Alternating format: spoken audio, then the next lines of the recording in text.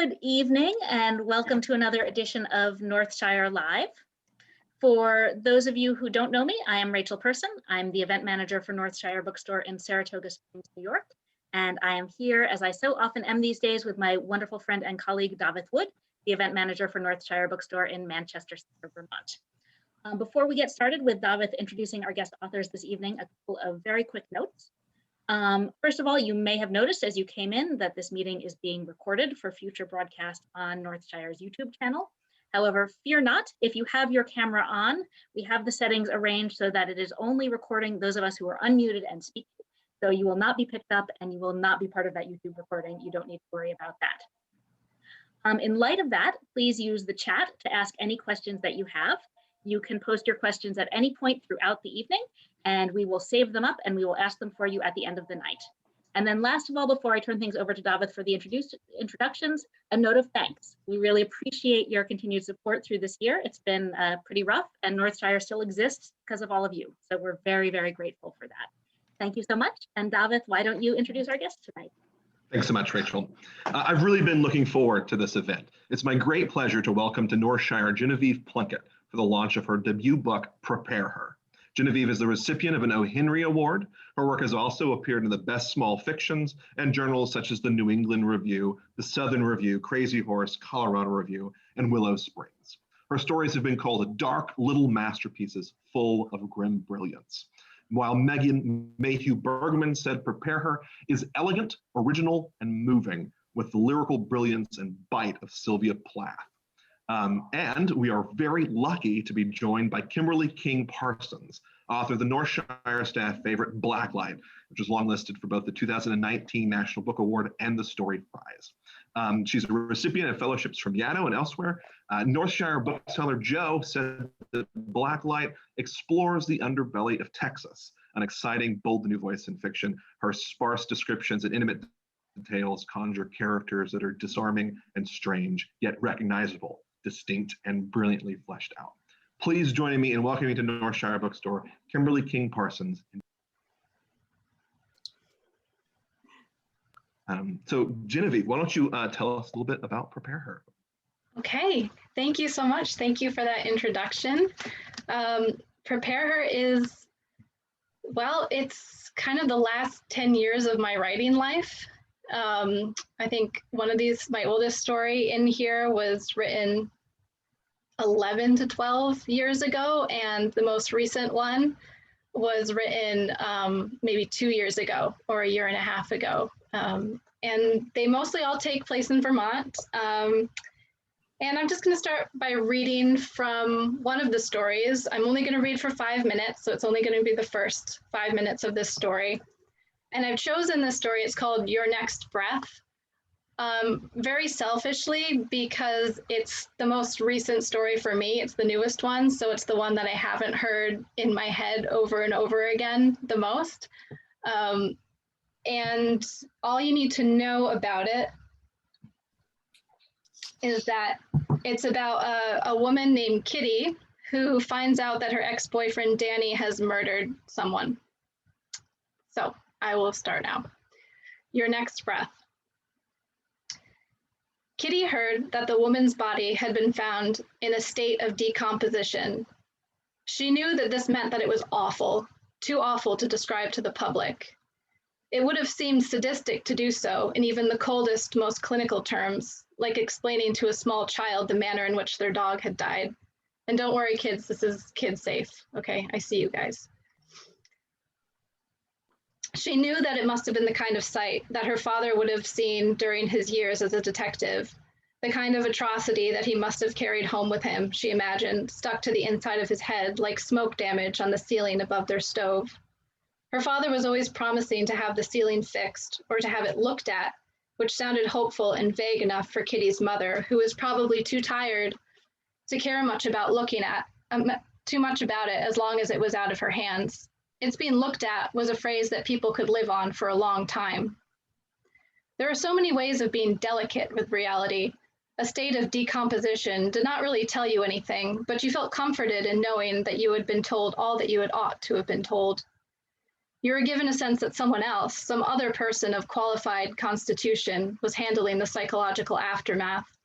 The truth was that there was no such person. Growing up, Kitty had overheard all sorts of details about crimes or horrific accidents that had happened in town. There were many nights that she had risen innocently from her bed to use the toilet, only to become transfixed outside her parents' bedroom, her father speaking to her mother about things that had not made it into the news articles. When Kitty was in the 10th grade, a girl in the grade above her went missing over the Christmas break. It was very cold, even for Vermont that time of year, and a search had begun at the lake, which had frozen over. Volunteers had gathered to break the ice, to look under the water, volunteers who must have eventually hoped to find the girl, even if it meant confirming the worst, just so they could go home and eat a warm meal. I think I'm going to skip this next part for the sake of our children and go on to the next part. Kitty experienced an echo of this feeling years later when she heard about what Danny had done to that poor woman. This was not just a rumor or a terrible misunderstanding. Danny had, in fact, taken a life, and he had done so intentionally, followed by a full confession. Kitty had first thought of Danny's hands, the countless times that they had reached for her, the ease with which they found her in the mornings, like the flowing of water downhill, or a puppy stumbling blindly to its mother. He had always been warm, stripping his clothes before bed while she shivered and closed the window that he had cracked when she was not in the room to protest. She tried to attach something predictive to his unnatural warmth of body. Cold hands, warm heart, she had heard people say. Could the opposite apply? When she remembered how she had once craved the heat of his skin, her body bristled, even in the wake of his crimes. Her breasts, which had always felt the cold most acutely, peaked with a faint stirring of longing. She told herself that it was a very faint stirring. It was only a physical inclination, which would always lag behind the mind in integrity. There had been a dog, a stout, medium-sized dog with a stump for a tail that wiggled happily, although the tail had seemed to Kitty like something that should not have the power of animation. The dog belonged to Danny's landlady, but had access to the entire apartment complex and preferred to spend the nights with Danny, who allowed her to lick his dirty dishes, even the steak knives, which had made Kitty nervous. Besides the tail stump, there were other things about the dog that had irritated Kitty during that time, mainly that her name was Mama, but also that Danny insisted on showering her with affection and expensive dog food. You already pay rent, Kitty had liked to remind him. You shouldn't have to feed the woman's dog as well. Have you called about the leak above the shower yet? Kitty often felt that Danny was a bit naive, or at worst, that he was using naivete as a disguise for laziness. Oh, Mama, he would croon, and the dog would lay her fat head in his palm while the stump twitched obscenely. And I'll just stop right there, if that's okay. Thank you so much, Genevieve, and thank you to Rachel and Dafydd and everyone at Northshire. And I'm so glad that you read that. It's actually my first question. Oh, first of all, let me just say that I've been recommending this book like nonstop to everyone. And I was looking through my emails to see when I read it. And it's actually a year ago today, exactly, Oh, wow. when I got the copy from Lee Newman, and that's when I first read it. And so it's been a whole year, and I've just been telling everyone about it because it's so beautiful, and it's just one of my favorite collections in years and years. And so congratulations. And what I love about what you just read is I think it does a really good job of sort of exemplifying what I love about the way that place works in your fiction. So as you said in the description, these stories are set in and around Vermont. And I read this great quote from you in an interview where you said, "I've always thought of rural Vermont as being a bit spooky. We have the pretty foliage and the covered bridges, but behind all that, I've always imagined something ghostly, some excluding force. My sister once said, it's like the forests don't want you there," which I love. But I love the way that Vermont's sort of lurking in the background of these stories. There's a story called Single, where this couple is on their honeymoon. They can't really go on a real honeymoon, so they're in a grandfather's camping, like a cabin, and they're sort of doing these hurtful confessions back and forth. And then there's this moment where the wife says, "That night I wanted to watch something fall apart the same way you might have the urge to throw rock at an ice-covered pond." And there's always this frozen lakes and that sort of ice cold Vermont, that weather that's sort of like seeping in. But I just wanted to know a little bit about, you know, how place works for you in your fiction, and just more about your relationship with the landscape and how growing up and living there has maybe shaped some of your work. Yeah. So I think it's taken me a really long time, even though I was born in the town where I live in still, and I went to college in the town where I was born. So I'm very much here. But I think it took me a long time to really allow myself to have some ownership of the landscape. Even though I was always around, you know, my dad would take me on car rides, on motorcycle rides, through the countryside, all when I was growing up. And we loved to go to towns and to look at the architecture there and to look at the odd places, the out of the way places. And I always felt that I really got it. And it took me, and I always had this kind of ache growing up, and especially in young adulthood, for wanting to express it somehow, to just not let it be there in front of me, because I had such strong feelings towards it, towards the forest, you know, towards the old barns, you know, the kind of detritus of the outskirts of town. And once I allowed myself to say, you know, yeah, I know this place pretty well, and really start to describe it, then it came alive for me. And yeah, does that answer your question?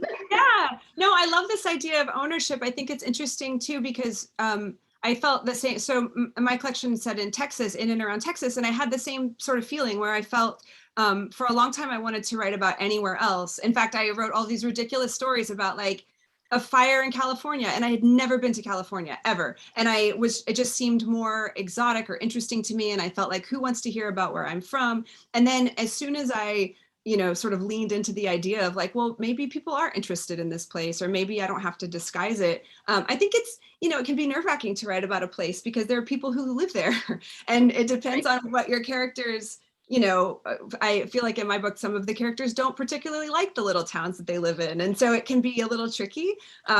But that totally answers the question and makes sense. I love also, I was thinking about how you use childhood, which is, you know, when you're talking about growing up and your dad taking you out and showing you these places. And I love the fact that childhood, you have several stories that are either centered on children's perspectives or on mothering children. And what I love about writing children is those moments of sort of incomprehension as they're trying to figure out the world around them and how things work. I love in the story, Arla Had Horses, which is such a tremendous title, and your titles are so good too, which is really hard, I think. There's a story about these two young girls who are friends. One of them is a Jehovah's Witness, and she's begging her friend, tell me about the end of Fantasia, she keeps saying. And then the other girl, Renee, says, oh, she means the movie, the Disney movie, like what happens at the end, because of course Arla's parents had not allowed her to see the end of the movie. And I love this idea of the things that grown-ups or parents protect us from, and how it sort of like, instead of keeping us away from them, it just elevates the intensity of our desire to find them. I'm just going to read from this scene where Renee does tell her a little bit about Fantasia. Renee knew that Arla was talking about the last segment of the film, Night on Bald Mountain, in which a giant devil with black flexing wings stirred up demons and summoned spirits from their graves. Of course, Arla would not have been allowed to watch that part. Arla, who was sheltered from the mention of Santa Claus and the Easter Bunny. Arla, who was afraid that someone might give her a birthday present, which I just love. But I wonder how childhood works for you in your fiction, or why you're attracted to those, to either telling from that perspective or from the perspective of the parents who are trying to protect those children. A lot of my answers might kind of come back to this idea of authority, because these stories were written before I ever thought of myself as a writer, you know, and before I ever dreamed that anyone would read them. so I was always going back and forth with this idea of, am I allowed to write this? Am I allowed to say this? Is someone going to call me out on being, artificial? And so I found that writing through childhood, because children have their own sense of authority. You can't break that, they know what they know, they think what they think, and they're going to figure out what they want to figure out. So I think that a lot of the stories told through children's eyes, or through, again, it's a kind of a different story through mothers looking with bewilderment at their children, were kind of for the sake of myself getting, amping myself up to write a story. I was like, well, I know what it's like to be a kid. And kids know what it's like to be a kid. And through that, I found that sense of authority to write the stories. Yeah, well, also when you're writing, I guess, from the perspective of someone who's trying to figure out their place or their footing, it is sort of like a parallel to the writer's experience of trying to find their footing in a story, or how to make, also that sort of, that curiosity, I think, is so imperative for writers to, right. I always like not knowing anything about a story that I'm writing, really, like sort of feeling around through the dark, And so I'm not like outlining, I'm not working towards an ending. I'm just sort of like sentence to sentence. And I think that's how it feels to be a kid, like kind of growing up and trying to figure things out. And you're pulling what you know from this part of the story and putting it into this other part of the story. Yeah, that makes perfect sense to me. So I was thinking more about this idea of protection, and it made me think of the first line of Rodeo, which I was already, way into this book, and I was like, this is beautiful. But when I got to Rodeo, it actually made me sort of mad, because it's so beautiful that I was like, how dare you, Genevieve? How dare you? Like, it is just gorgeous. And that story is so haunting to me in so many ways. But the first line in particular, the other mothers covered their children's eyes. In the second line, April covered her son's ears. But you're so great at first lines. I'm going to just read two more that I loved. In school, they were taught to use the phrase, I know someone who. And then another story, the inside of Toby's head was lined with plaid and could be packed like a suitcase.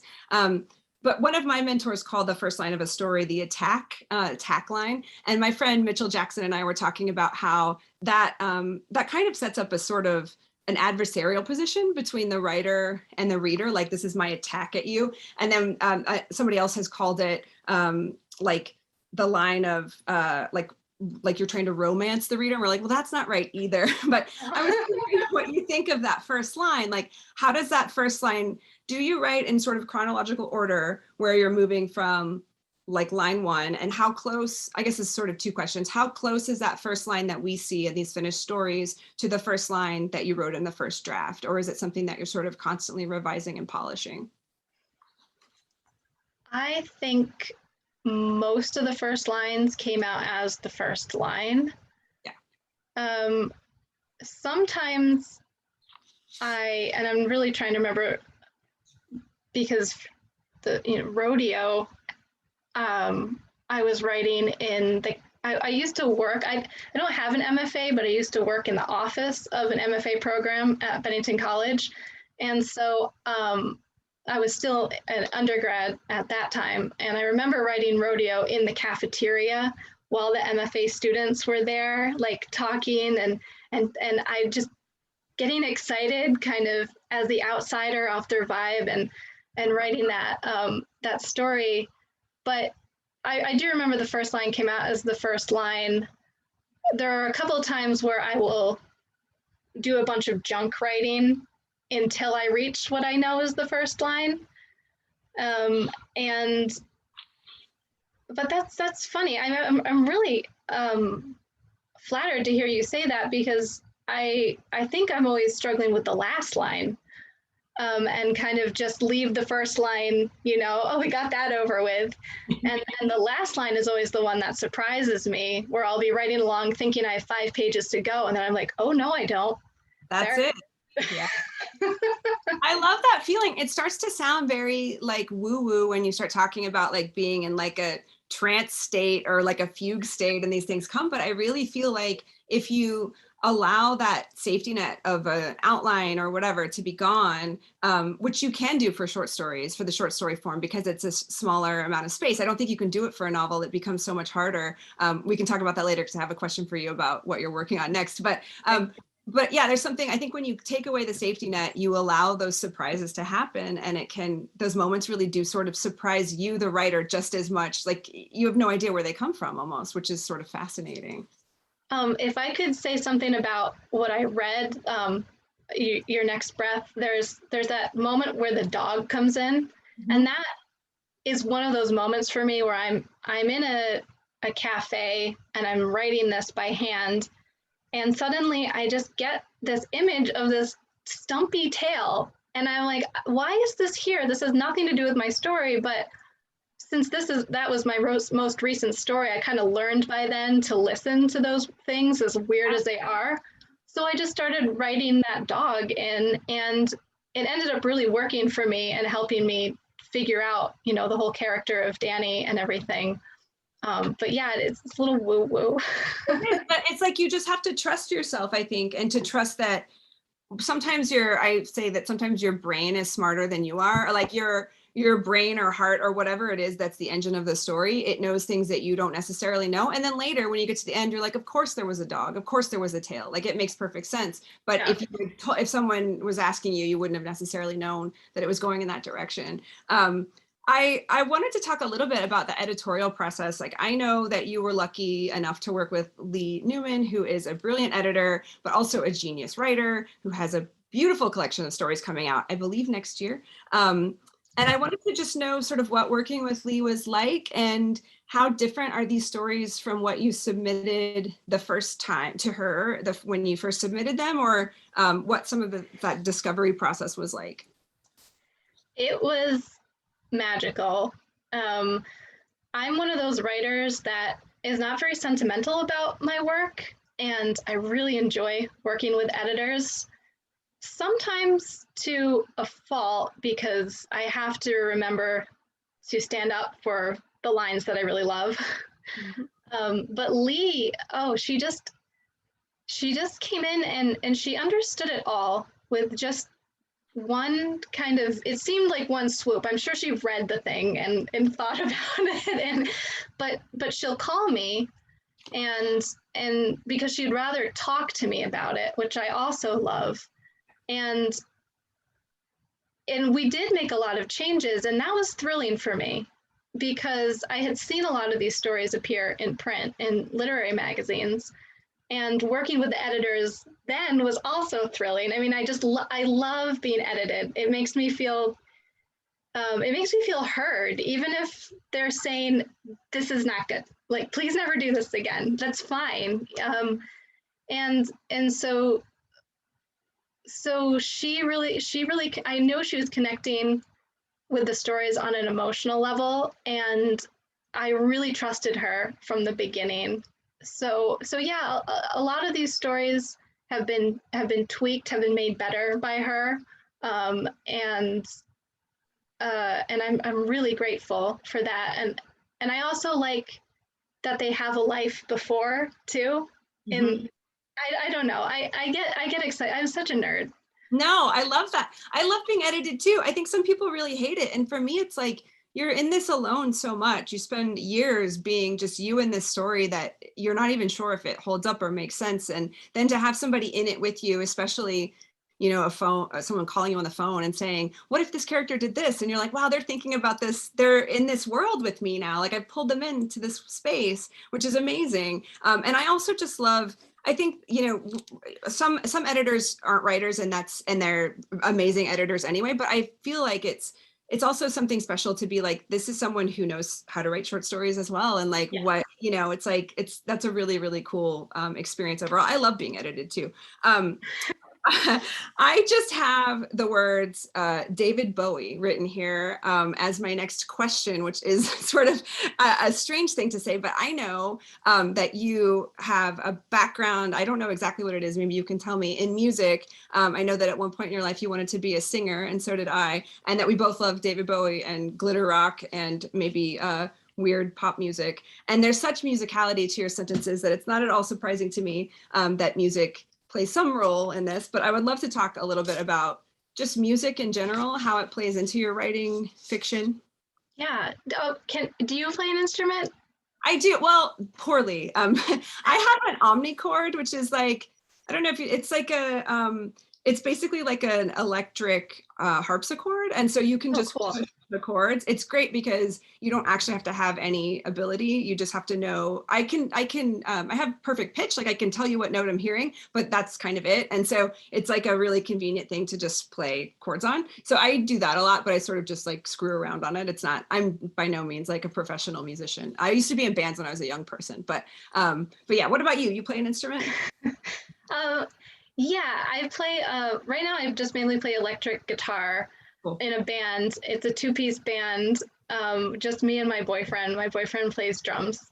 Awesome. But we met because we were in a band. That's how I met my partner as well in 2003, 2002, yeah. And yeah, music, oh my God. Where do I start? I don't want to go like too long and annoyingly on this, but yeah, I did think I was going to be a singer. I actually went to college thinking that I was going to be a folk singer because I love to write music and I love to write songs.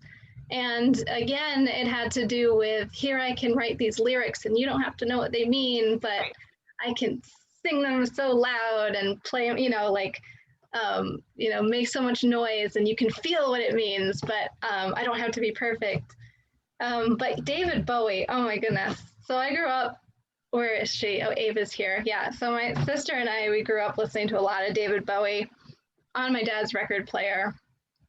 And I would just get lost in those lyrics. I mean, again, I'm sorry that I keep talking about authority, but talk about authority. I mean, over words, over lyrics, I had no idea what they meant ever, but I didn't care. I would just kind of be awestruck by his voice, by his whole carriage, by just these weird songs. And they all sounded so different depending on which, era of Bowie you were listening to.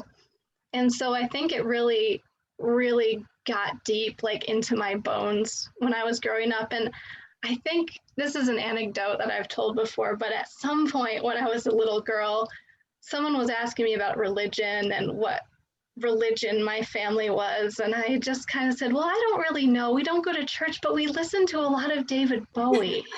and that's, that kind of sums it up. That's perfect. Yeah.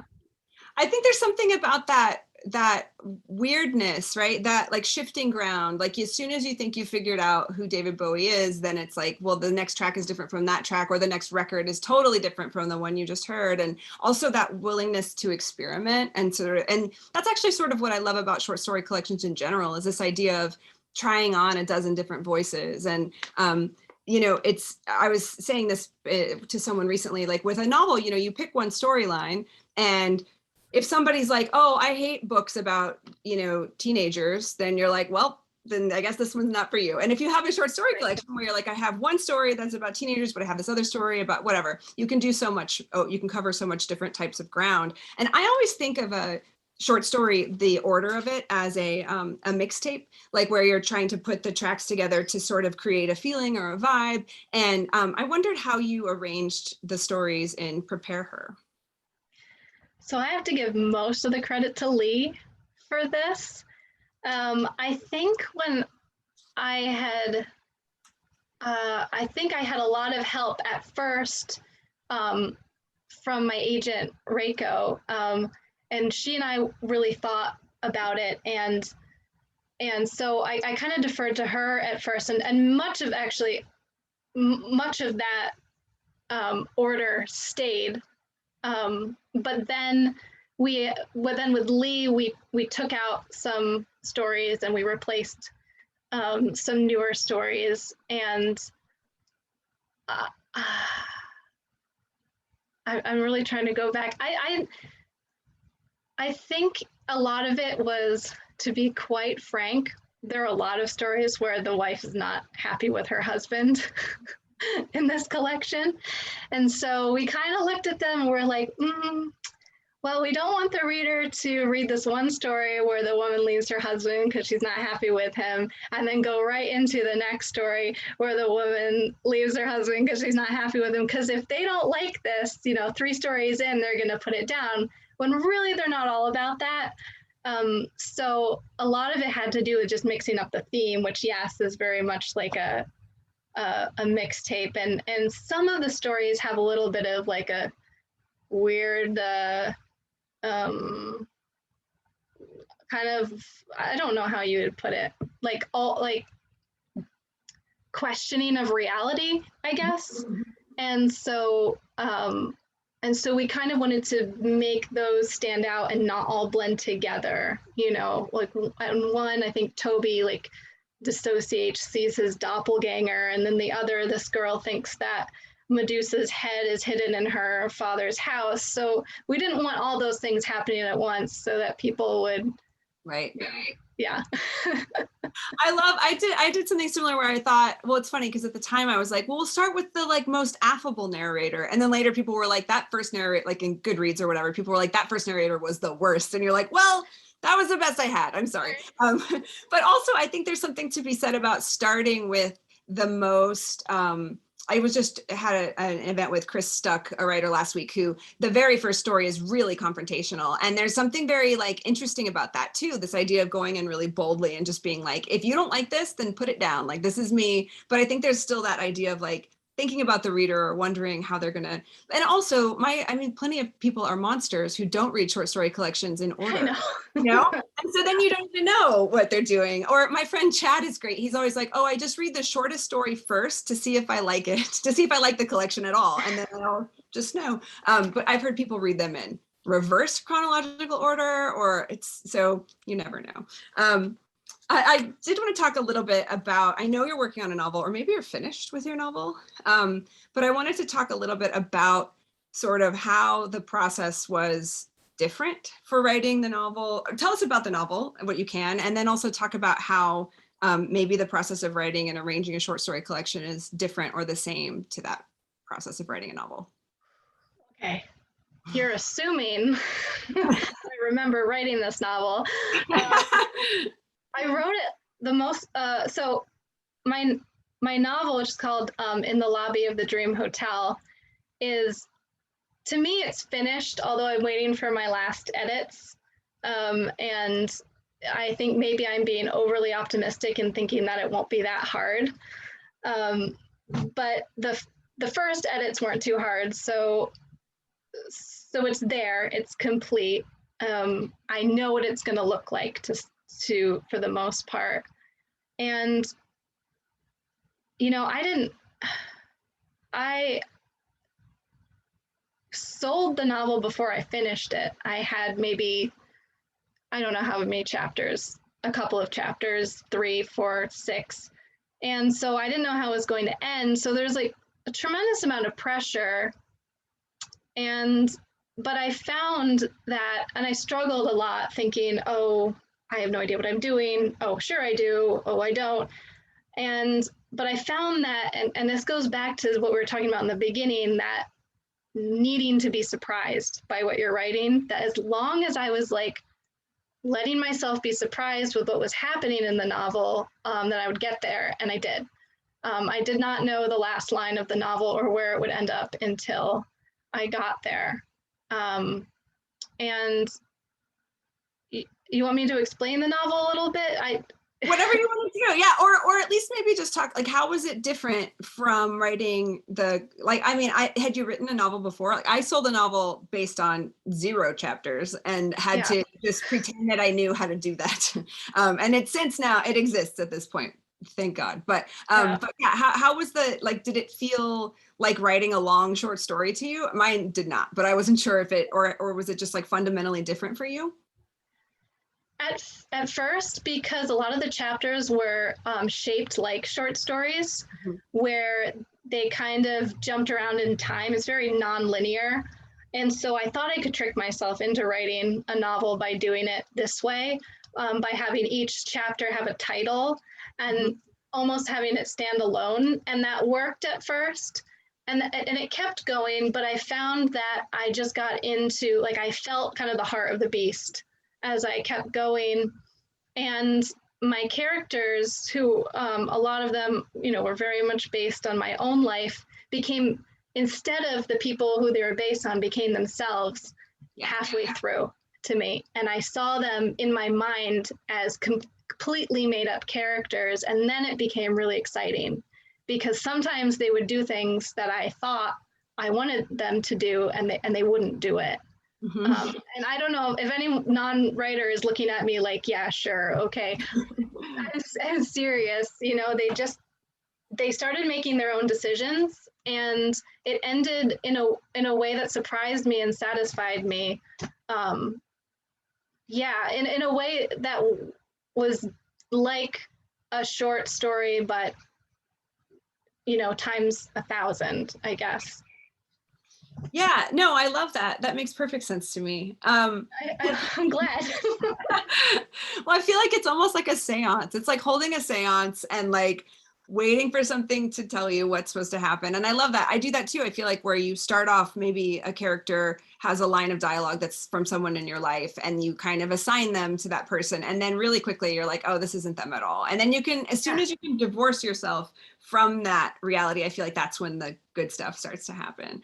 Yes. Fiction anyway, of course, you can't do this. I was joking that I write essays sometimes, but they're full of lies. Like I've never been able to actually keep to the truth, just because I feel like I always want to change details to make them work, like either sonically or like, I don't know, stuff gets lost. But I feel like that's the moment when really cool stuff can happen. Yeah. So I guess for my sort of last question before we open up to audience questions, I wanted to know if you've read anything really great lately, or if there's any books that you sort of return to year after year for inspiration with your own work. Yeah. So I have to mention your book, Blacklight, because I actually returned to it. You know, I read it and I loved it.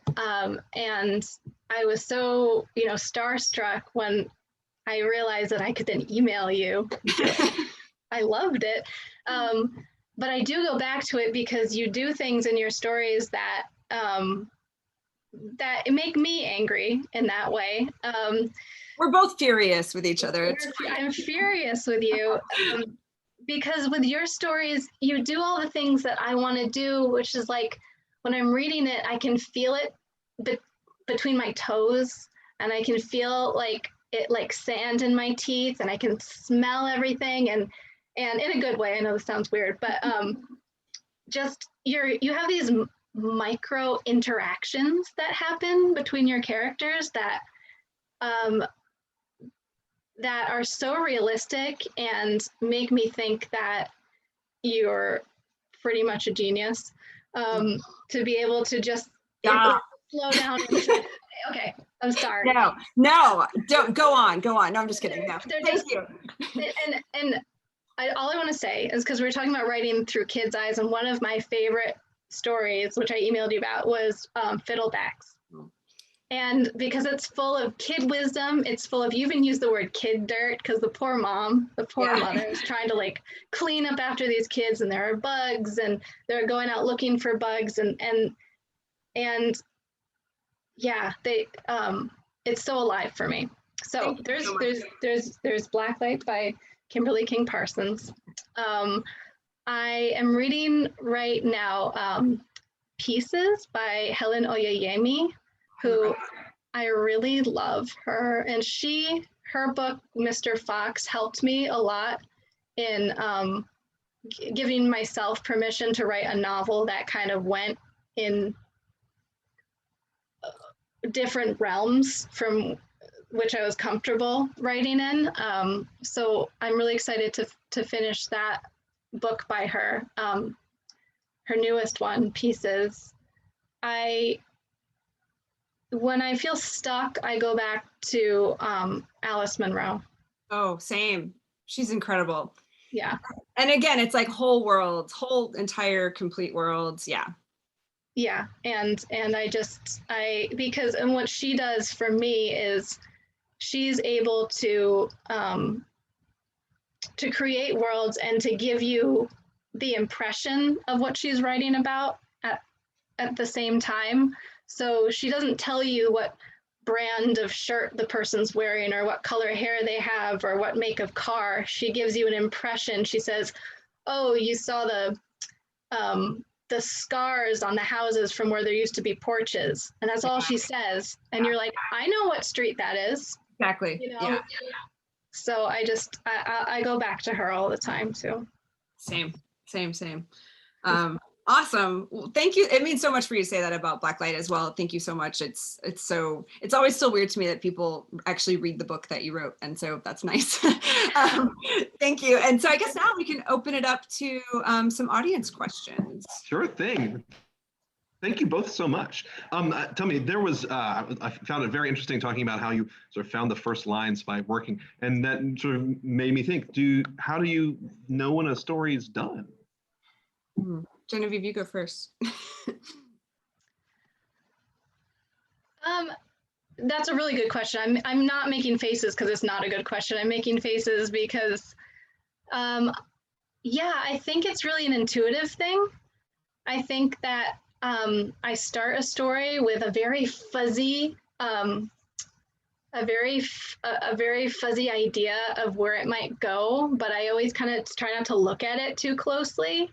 And then I feel myself getting closer to that fuzzy place. And then sometimes it's very musical, you know, it's the sound of how it ends. And even if I didn't walk all the way into that fuzzy room, but I got really close and I feel like I landed on the right foot, then I end it and I don't push it. I edit quite a bit. And sometimes maybe I change the flavor a little bit of that ending sentence. But I try not to mess with it too much because I find that my intuition is usually right about things and my intellect will come in and stomp around and mess everything up. Yeah, I feel the same way. I feel like it's all gut.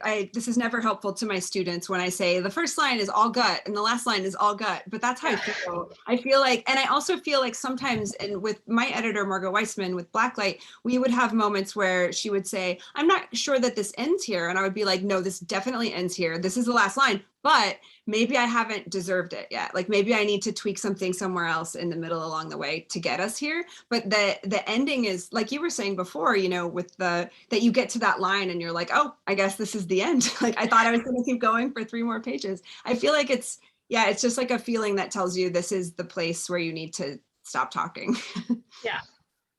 Yeah.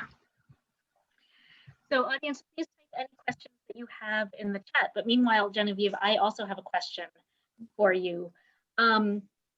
It seems like you're writing a Vermont that's very different from the stereotype that outsiders have of Vermont. Did you have any nervousness or hesitation about describing a darker version of the state than the Hallmark card version? I think maybe my first little inclination to be nervous was yesterday when the book actually came out. And I think there was a review that came out yesterday that said it was like, oh, I'm really paraphrasing, but it was like, the book talks about the not so picturesque side of Vermont. And I was like, well, I'm not knocking Vermont. Right. You know, I love Vermont, but yeah, there's, I want to choose my words carefully here, but I mean, there's a certain perspective that I have, and that I always had, especially when because I went to Bennington College, and there was me and maybe a handful of others who were actually from the area. And it kind of stunned me what the incoming students from all over the country and different countries were expecting from my hometown. And so this isn't anything on them, but I think that's when I first started realizing that I did have a different perspective of Vermont than the people who will come to be tourists, who we love. We love them. Yeah. I had a quick question too. I hope it's okay if I can. Okay, so I was wondering about the cover, which I felt like was so perfect for me because it seems to be both like Vermont-ish, and like there's sort of this. I have an ebook, so I don't have the copy to hold up, but it's like the, there it is. Yeah, exactly. So there's like the icy woods, and it's both sort of like withholding and welcoming, because there's a space that it seems almost like the viewer could walk into in the middle of that. But I wondered like about the process for doing, I'm always interested in how covers came about, and it sort of captures to me that sort of feral, icy quality that's in some of your stories. Yeah, I mean, I really thank the designer, Nicole. She's so good. She's so good. And I knew going into it, because I'd seen her other covers, that it was going to be good. And really, they just gave me two choices. And I knew it was this one, because that word feral is very good. I mean, because of the brush strokes, and it just allowed for so much. It just allowed for so much. The other one was also the forest. It was very beautiful, but I didn't feel myself like getting all animal-like. Yeah. Yeah. For sure. Genevieve, I've got another question for you. Actually, for both of you, we've hosted a lot of these events and a lot of events during this pandemic, and a lot of our authors have had really great time working during it, and a lot have had terrible time working. How has the pandemic influenced your writing habits? Do you want to start this one, Kimberly? This one, yeah. We have children. Genevieve and I have children about the same age. And so I was actually at a writing residency in Texas trying to finish revisions of a book, and I got called home because of the pandemic, because suddenly there was no school for my children to go to. And so that made sense. And so I came home to do that. And then that year, it's almost as if that year I had to work because I had no choice, but it feels like the year didn't happen, or it feels like it was a month in terms of like progress or being productive, just because I've switched into full on caretaker all the time. But I did, because I am on contract and I'm a kind of person who like does work well, I need that. If I'm left to my own devices, I'm not good. So it's good. But I had to just focus on the work, even though I didn't want to. But I would not say that this has been a great time, a super productive time for me. But it did help me to sort of reframe the way that I think about working, which is in the past, I would be like, it's very precious, and I have my, the school hours where everything's silent and I light a candle and whatever. And now it's like, no, I'm doing this with my sound canceling headphones on while my children are screaming at each other. So it's been good to know that I can do it, but I don't know about how it's been for you, Genevieve.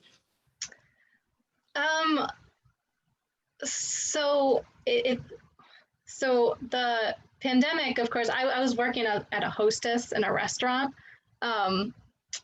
And up until the pandemic shut down the restaurant, and I still think they don't need a hostess at this point.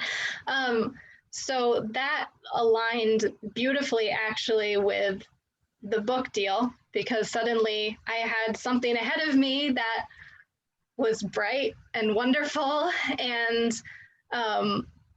so I was out of my restaurant job, and I had a little bit more time, and I really feel like I dissociated in terms of working, because I got all of the chapters written. Yeah. And my kids were there because I didn't have childcare, but I've also never had childcare, so I've always been a little bit good at like the nap sentences and the napkin notes and everything. I wish I could be clearer about this question, but I must have done it at some point. I think I even had to be on a lot of the time. The contract really helped. It's like, well, they expect a book. Yep. So they're going to get a book. Yeah. I feel the same way. I feel like I blew through, there were like a couple of deadlines, which I missed, but then it was fine. Because they're like, everything is upside down. It's fine. But yeah, I think that I think it's just, there was such uncertainty there in the middle where you're like, what is next year going to look like? So it's just very hard to imagine. But I did the same thing. I sort of almost dissociated and went into my characters, and like, at least there's this thing that's consistent. At least there's this story, Yeah. Yeah. So we have a couple of good questions from the audience. Anne asks, she first says, thank you so much for this beautiful discussion. I'm curious to know how much or little you think about your audience when you're writing and how that influences your work. Oh, thank you, Anne. So this has changed, obviously, and evolved over the years. Because like I said in the beginning, there are stories where I had no audience. And so my audience was this very, made up kind of like jury of people who are not like real people at all. I try not to think about my audience, except in that if I think too much about how they're going to judge me, then I start to block myself from writing what I want to write.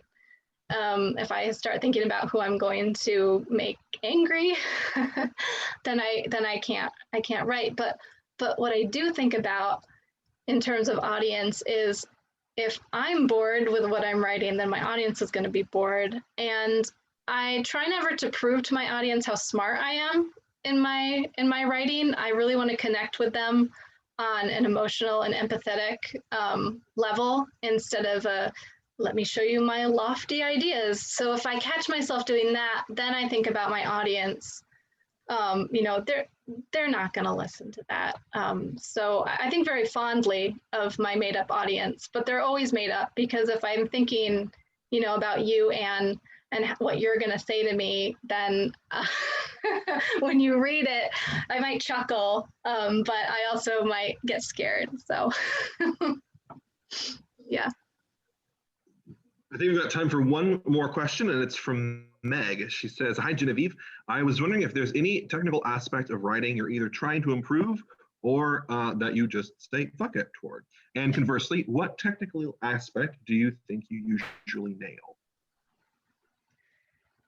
Oh, such a good question, Meg. Thank you. Technical. Well, I get very mixed up with time, if time counts as a technical thing. And sometimes I want everything to happen at once. There's that excitement when you start a story and you want to say it all at once, but then you realize you have to dish it out little by little, kind of like making a stray dog follow you.